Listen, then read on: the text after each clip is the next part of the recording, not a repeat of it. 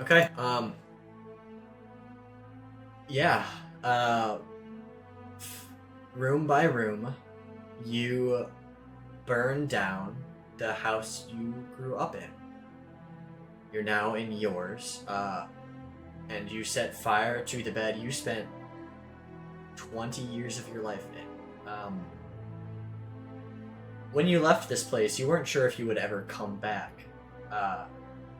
But it brought you some solace that even without you here, it still would be. Like some part of your mom would live on here, even though she wasn't anymore. And you let all of that go. Up in flames. Your room now, too. I think I'm still crying, probably. Because this is a lot. But, yeah, I'm hoping that the most important thing on my mind right now is just, like, I want everyone in this town to be...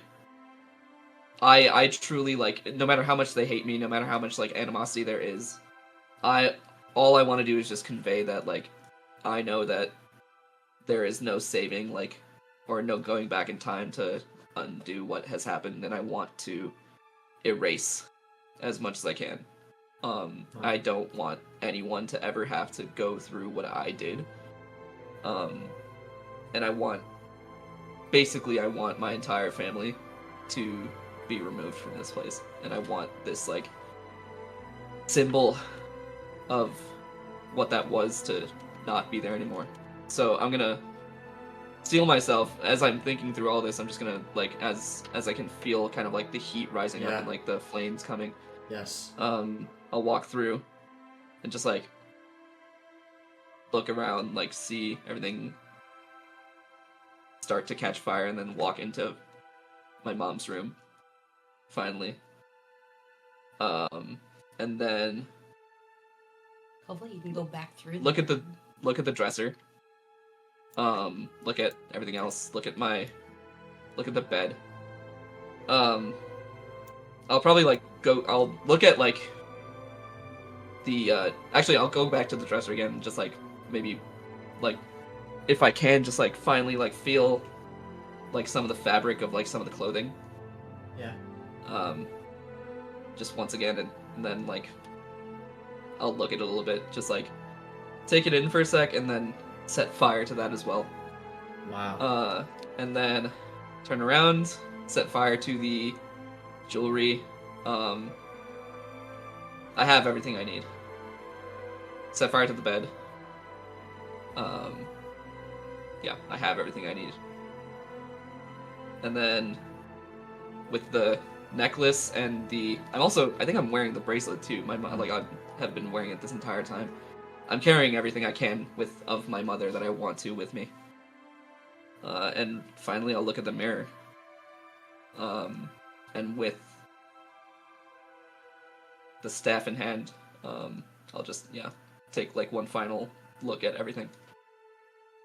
You take one final look at your home as it starts to go up in flames. The same flames that took your mother from you, you now use to cleanse that pain from your life. Cleanse that whole chapter of your life. Your whole life, really. And you watch it burn. Because, honestly, like, this isn't your life anymore. When you left your home behind, it felt like you were leaving a small part of yourself behind, but now, this doesn't feel like you. It doesn't feel like you're the same person who grew up here. You've seen different things.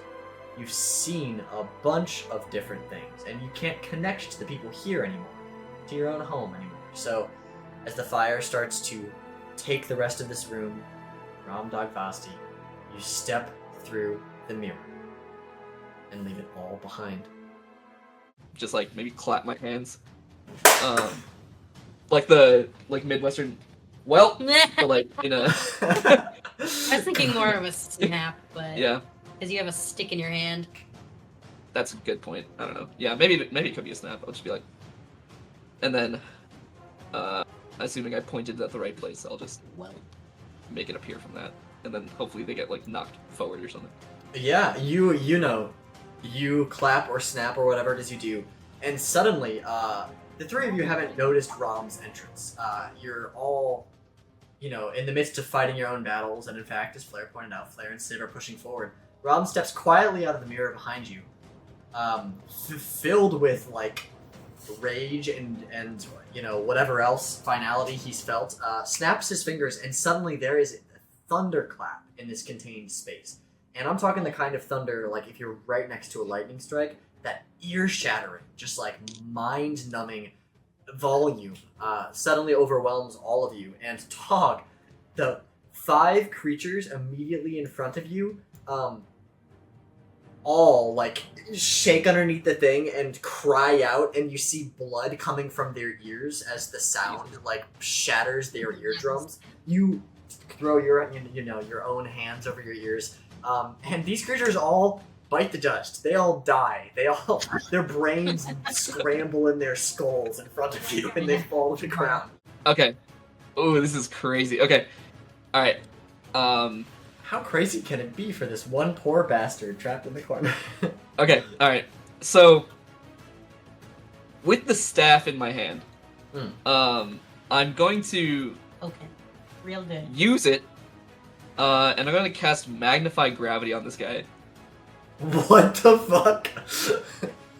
On a failed save, he takes 2d8 force damage. On a successful save, it's half as much as that. You're literally gonna squash him like a pancake. That's transmutation, yeah. Yeah, that's transmutation. Okay. So he has to, roll against your spell save DC. If he, I think in both instances he is slowed, I think. Which, if that matters, but... He is whatted? Slowed. He's slowed. He's His slowed. speed is halved. Yeah, he failed his... Oh. Yeah, he failed his save. Okay, alright, let me roll for this. Why not? Yeah. Jesus Christ. Okay, so that's a 15. Yeah, so Rahm whips around, and you said you cast this from using AP from your staff, right? Yeah. So Rahm holds Alder's staff over his head, and you see the twisting rings and spirals of the tendrils of dragonglass, of emerald green dragonglass, that run from the hilt of the staff to the headpiece, like glow ever so slightly. You might not even be able to see it during the day or anything, but here in the darkness of this cave, you totally can. The staff illuminates for a moment as Rahm draws power from it, and as he casts this spell at this little dude, for a second it seems like nothing has happened. The dude, like, vibrates in place a little bit, and then you see his body crumple, like, in on itself, like a car imploding. All his bones get crushed, his skeletal structure totally fails, and he becomes a puddle on the ground as gravity, like, sinks his body into itself.